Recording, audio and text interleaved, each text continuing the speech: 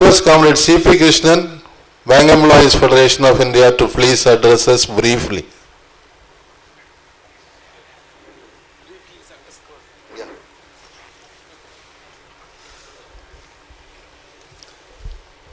இந்த எழுச்சிமிக்க சிறப்பு மாநாட்டின் தலைவர் தாமஸ் பிராங்கோ அவர்களே,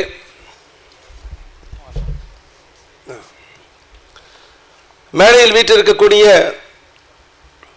தலைவர்களே, இங்கே பெருந்திரளாக ஒரு ஞாயிற்றுக்கிழமையில் பொதுத்துறையை காக்க வேண்டிய அக்கறையோடு கூடியிருக்கக்கூடிய நண்பர்களே, தோழர்களே, குறிப்பாக பெண் தோழர்களே, உங்கள் அனைவருக்கும் பிஎஃப்ஐ தமிழ் மாநில குழுவின் சார்பாகவும் என் சார்பாகவும் புரட்சிகரமான வணக்கங்களையும் வாழ்த்துக்களையும் உரித்தாக்குகிறோம்.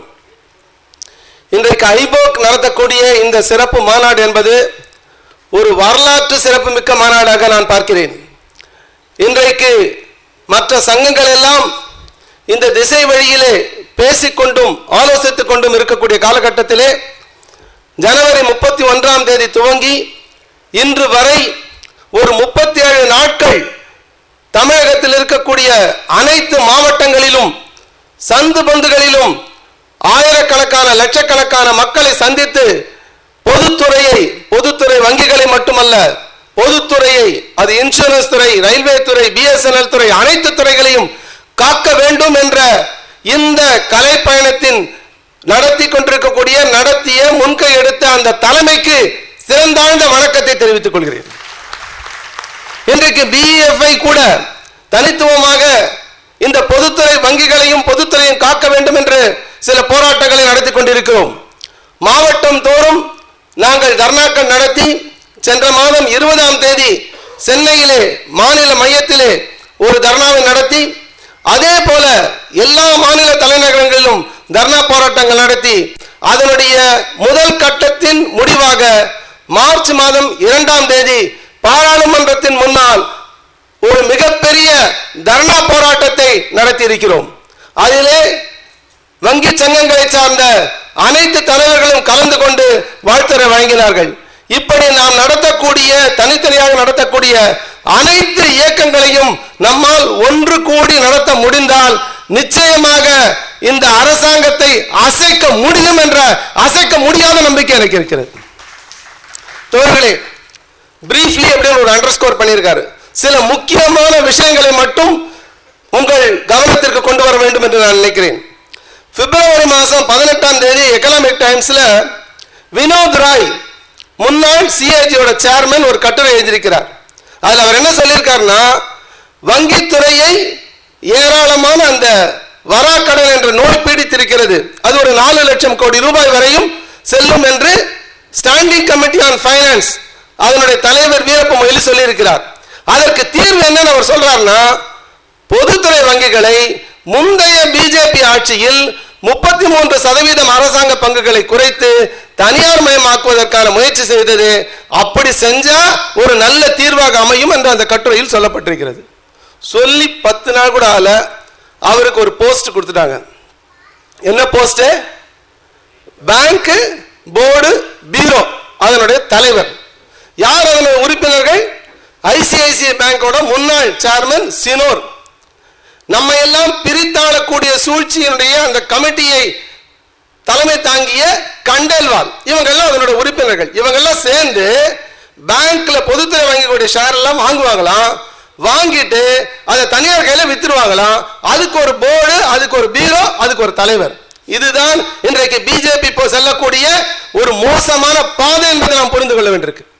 நேற்றைக்கும் முந்தானத்தும் கூடுகால ஸ்டேட் பேங்கினுடைய அந்த ஒரு தலைமையகத்திலே 2 நாட்கள் கியான் சங்கம் மாநாடு நடந்தது.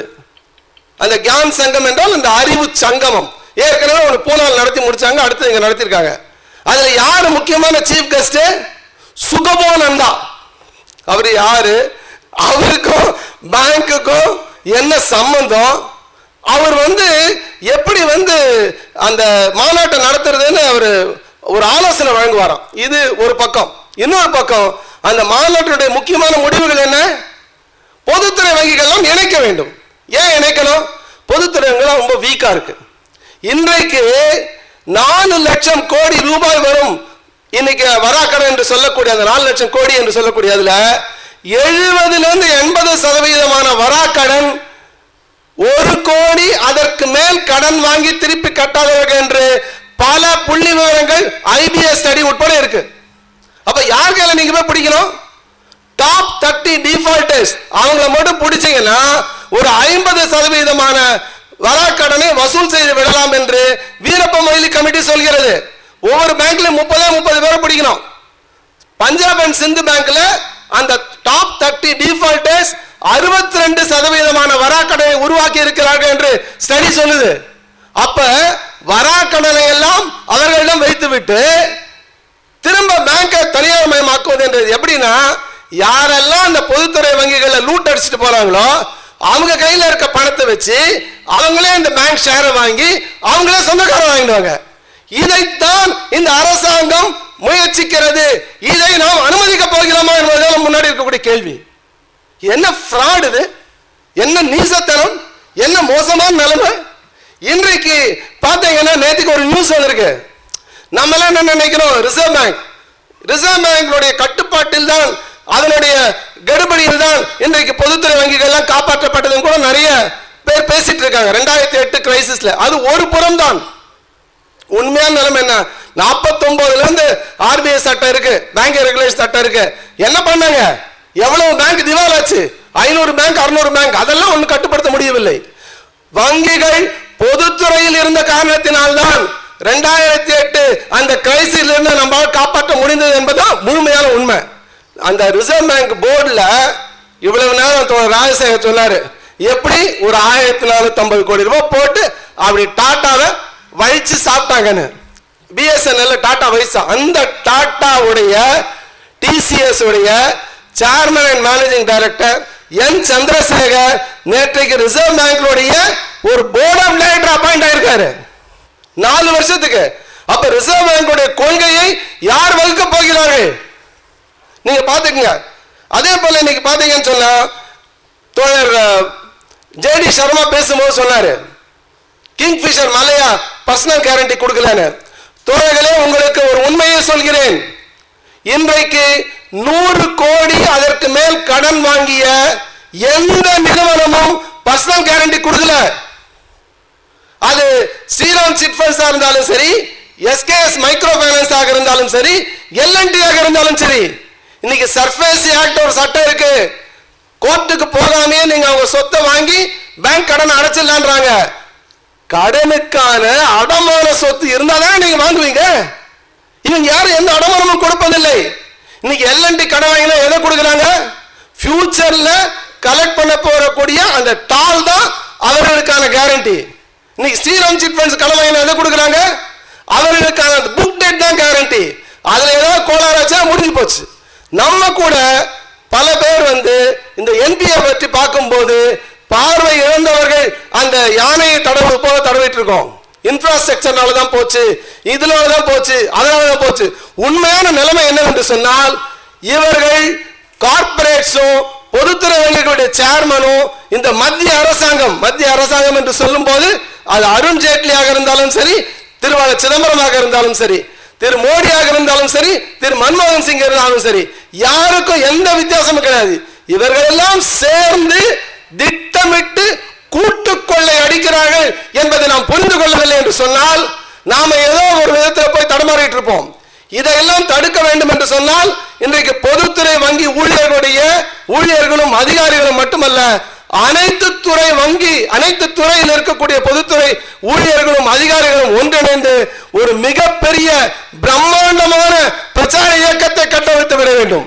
அந்த பிரச்சார இயக்கத்தின் முடிவாக வேலை நிறுத்தம் உட்பட நாம் நடத்த தயாராக இருக்க வேண்டும். இந்த பொதுத்துறையை காப்பாற்றுவதற்காக நாங்கள் எங்களுடைய எல்லா சர்வபலி தியாகத்திற்கும் தயாராக இருக்கிறோம் என்ற அந்த உறுதிப்பாட்டை இந்த அரசாங்கத்திற்கு தெரிவிக்க வேண்டிய கடமையில் இருக்கிறோம். அப்படி ஒரு முயற்சி நடந்தால் மட்டுமே இன்றைக்கு இந்த அரசாங்கம் என்பது நாம் பின்னுக்கு தள்ள முடியும். ஒரே ஒரு உதாரணத்தை கொடுத்து விட்டு முடிக்கலாம் என்று சொல்கிறேன். இன்றைக்கு இந்த அரசாங்கம் எங்கு சென்றாலும், நம்முடைய பாரத பிரதமர் எந்த வெளிநாட்டுக்கு சென்றாலும் வங்கி துறையை பற்றி அவர் சாதனையாக சொல்வது ஒரு விஷயத்தை தான். நாங்க கின்னஸ் ரெக்கார்ட் பண்ணியிருக்கோம். எதுக்கு? நாங்க பிரதான் மந்திரி ஜன்தன் கணக்கை நாங்கள் துவக்கி கின்னஸ் ரெக்கார்ட் பண்ணியிருக்கோம் சொல்வார், எல்லா இடத்துலையும் சொல்வார். ஆனா கூட என்ன சொல்றார்? கூடவே பொதுத்துறை வங்கிகளை நாங்கள் தனியார் மயமாக்குவோம் சொல்லாம சொல்லிட்டு இருக்காங்க. இந்திரதனுஷ்ல சொல்றாங்க, கியான் சங்கத்துல சொல்றாங்க, பேமெண்ட் பேங்க் உருவாக்குவதில் சொல்றாங்க, ஸ்மால் பைனான்ஸ் பேங்க்ல உருவாக்குவதில் சொல்றாங்க. ஒரு பக்கம் வீரப்ப மொய்லி வராக்கடன், அதாவது வில்ஃபுல் டிஃபால்டர்ஸ் நீங்க கைப்பற்றுங்கள், அவருடைய சொத்தை அபகரிக்கன்னு. இன்னொரு பக்கம் இந்திரதனுஷ் வாயிலாக அருண் ஜேட்லி என்ன சொல்கிறார்? வில்ஃபுல் டிஃபால்டர்ஸ்க்கு கடன் கொடுங்க, கடன் மறுத்துறாதீங்க, கடன் கொடுக்க சொல்கிறார். வேண்டும் என்று பணத்தை திருப்பி கட்டாதவர்களுக்கு ஒரே ஒரு கண்டிஷன் என்னன்னா, கூடுதலாக அதுக்கு ப்ரொவிஷனிங் வைங்க, ஒதுக்கீடு செய்யணும். இதுதான் நிலைமை. இந்த PMJDY இன்று வரை அதனுடைய கணக்கு துவக்கப்பட்டிருக்கிற கணக்கு 21 கோடி கணக்குகள், 1-2 இல்ல 21 கோடி கணக்குகள். அந்த 21 கோடி கணக்குகளில் 16 கோடியே 61 லட்சம் கணக்குகள் பொதுத்துறை வங்கிகளால் துவக்கப்பட்டிருக்கின்றன. 3 கோடியே 74 லட்சம் கணக்குகள் கிராம வங்கிகளால் துவக்கப்பட்டிருக்கின்றன. தனியார் வங்கிகள் வெறும் 76 லட்சம் கணக்குகள் மட்டுமே துவங்கி இருக்கின்றன. இது ஒன்று மட்டுமே பொதுத்துறைகளின் மக்கள் சேவையை பறைசாற்றுவதற்கான சான்றாக இருக்கும். எனவே பொதுத்துறை வங்கிகளை காப்போம், பொதுத்துறையை காப்போம் என்ற சபதமேற்று இந்த சிறப்பு மாநாடு மட்டுமல்ல, இதற்கு அடுத்தபடியாக அடுத்தடுத்து நடக்கக்கூடிய அனைத்து இயக்கங்களிலும் நாம் உறுதியாக அர்ப்பணிப்புணர்வோடு பங்கேற்போம் என்ற உறுதியை கூறி வாய்ப்புக்கு நன்றி கூறி முடிக்கிறேன். நன்றி தோழர்களே.